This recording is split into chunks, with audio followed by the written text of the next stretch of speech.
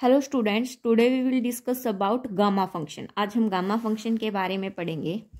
क्या होता है? So that the integration 0 to infinity x power n minus 1 e power minus x D x is convergent. आपको ये convergent दिखाना कब? जब n क्या हो आपके पास ग्रेटर देन 0 हो। ये गामा फंक्शन आपके पास पेपर में डायरेक्ट पूछा जा सकता है, discuss the convergence of gamma function. तो ये आपको याद रखना है, ठीक है, स्टेटमेंट इसके।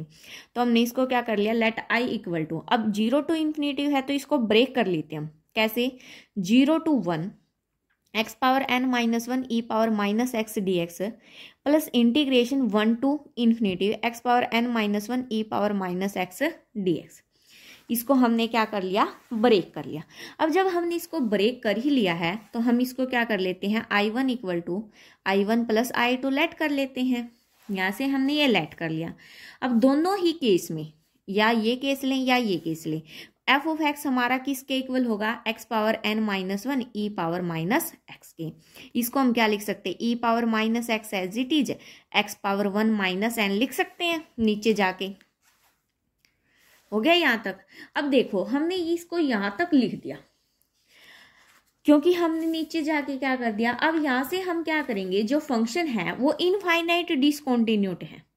कहाँ पर? एट एक्स इक्वल टू 0 पर, क्योंकि 0 पुट करेंगे तो 0 ई की पावर 0 क्या देगा? इनफाइनाइट डिसकॉन्टिन्यूटी देगा। कब? जब n क्या है? लेस देन 1 है। I1 प्रॉपर इंटीग्रल होगा। प्रॉपर इंटीग्रल ये कब होगा आपके पास है? जब n क्या हो आपके पास? ग्रेटर देन 0 हो, sorry greater than equal to 1 हो। तो ये आपके पास कैसा होगा? प्रॉपर इंटीग्रल होगा। यहां पर हम लिखेंगे क्या? सबसे पहले तो 0 पर तो क्या है? एट एक्स इक्वल टू 0, तो द फंक्शन एफ इज या हैज, क्या F has infinite point of discontinuity. यहां तक तो यही चीज होगी हमारे पास, इनफाइनाइट डिसकॉन्टिन्यूटी पॉइंट होगी। कब? इफ n क्या है आपके पास है? लेस देन 1 है। एंड अब क्या करते हैं हम, I1 जो है वो हमारा क्या होगा? I1 is proper integral. ये मैंने आपको बता चुका है, अब मैं लिख रही हूं इंटीग्रल एंड हैंस क्या होगा? कन्वर्जेंट। कन्वर्जेंट तो ही होएगा ही। 4 कब? जब n क्या हो आपके पास है? ग्रेटर देन इक्वल टू 1 हो, तब ये आपके पास क्या कर जाएगा? कन्वर्जेंट कर जाएगा। सो अब डिस्कस करते हैं। So to test the convergence, test the convergence of I1 का एट कहां पर? 0 पर, वहन n क्या है आपके पास? लेस देन 1 है। ये आपके पास क्या है? I1 है। यहाँ पे चेक करेंगे कहाँ पर? 0 पर कन्वर्ज है कि नहीं, और n क्या आपके पास है? लेस देन 1 है। तो देखिए क्या करते हैं हम। सबसे पहले फंक्शन तो एफ ऑफ एक्स तो हमने ये लेट कर ही रखा है। यहाँ से हम जी एक्स को क्या ले लेते हैं? 1 by x power 1 minus n। तो लिमिट क्या होगी हमारे पास? x goes to 0 positive, f of x by g x. ये मैंने बहुत से क्वेश्चन हम करा चुका, मैं बार बार नहीं बताऊंगी। लिमिट x गोज टू 0, ये आपका बनेगा e पावर माइनस एक्स। जब e की पावर 0 करोगे तो वो आपके पास कितना आ जाएगा? 1 यानी कि फाइनाइट आ गया। फाइनाइट आते ही अब क्या करोगे? फाइनाइट आ गया और नॉन जीरो आ गया। तो इंटीग्रेशन अब चेक करते हैं। तो यहां से इंटीग्रेशन 0 टू कहाँ तक है? 1 तक है। 0 to 1 जी डी एक्स। यहाँ पे चेक करते हैं integration 0 to 1 by x power 1 minus n d x. जब इसका इंटीग्रेशन करोगे और सोल्व करोगे आपके पास कोई फाइनाइट नंबर होगा। फाइनाइट नंबर होगा तो मतलब ये हमारे पास क्या होगा? कन्वर्जेंट होगा। आप सोल्व कर सकते हो इजिली। कन्वर्जेंट होगा कब होगा? If and only if. कब? इफ अगर 1 माइनस एन आपके पास लेस देन हो, किससे? 1 से। एंड n क्या हो आपके पास है? ग्रेटर देन 0 हो। ठीक है, ये तब का केस है। अब बाय कंपैरिजन टेस्ट की हेल्प से देखा जाए अगर, तो integration 0 to 1 F D x भी आपके पास क्या हो जाएगा? कन्वर्ज हो जाएगा। कन्वर्जेंट हो जाएगा, क्योंकि अगर जी कन्वर्जेंट है तो एफ भी क्या हो जाएगा, कन्वर्जेंट हो जाएगा। अब I2 के लिए चेक करते हैं, I2 में भी क्या है, सिमिलरली इसी की तरह करेंगे हम I2 के लिए भी।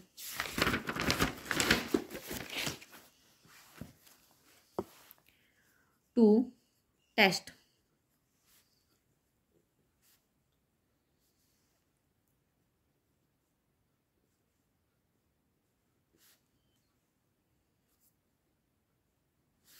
अब I2 के लिए चेक करने के लिए हमें क्या लेना पड़ेगा, देखिए gx को हम क्या ले लेते हैं 1/x², ताकि लिमिट है जो हमारी x गोज टू इंफिनिटी, अब की बारी इंफिनिटी को टेंड करेगा ना, limit x goes to infinity f of x upon g of x, वो आपका किसके इक्वल आ जाए, limit x goes to infinity x power n plus 1 upon e power x, ये आपका किसके इक्वल आएगा, 0 के इक्वल आएगा फॉर ऑल x के लिए।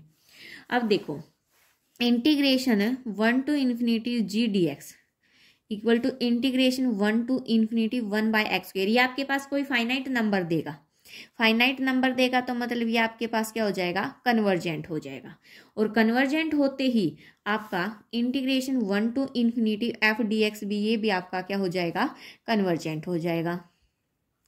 यानी कि दोनों ही केस में I1 और I2 बोथ आर क्या हो गया आपके पास, कन्वर्जेंट हो गए। तो हम क्या लिख सकते हैं, so we conclude that given integral is convergent, so the given integral is convergent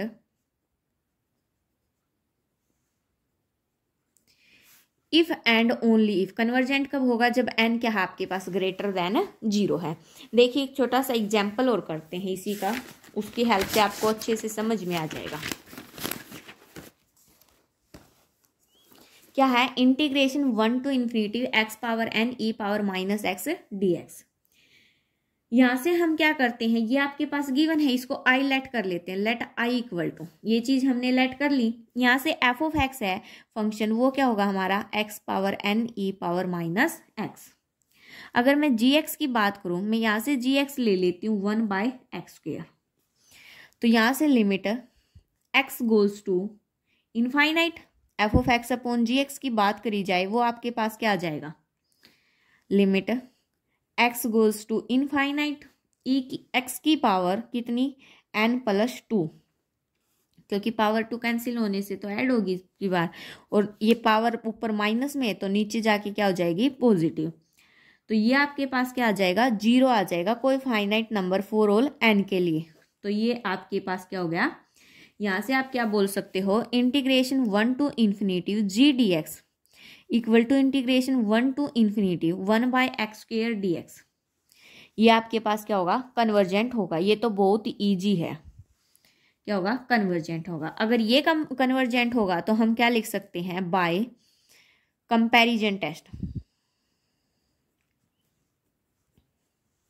comparison test की हेल्प से integration 1 to infinity x power n e power minus x dx is also क्या हो जाएगा आपके पास, कन्वर्जेंट। ये बिल्कुल easy example था, साथ में अगर इनके प्रूव करे हो तो एक एक एग्जाम्पल जरूर करने चाहिए। आज के लिए इतना ही, नेक्स्ट लेक्चर में अगला टॉपिक करेंगे। Thanks for watching, please like share and subscribe.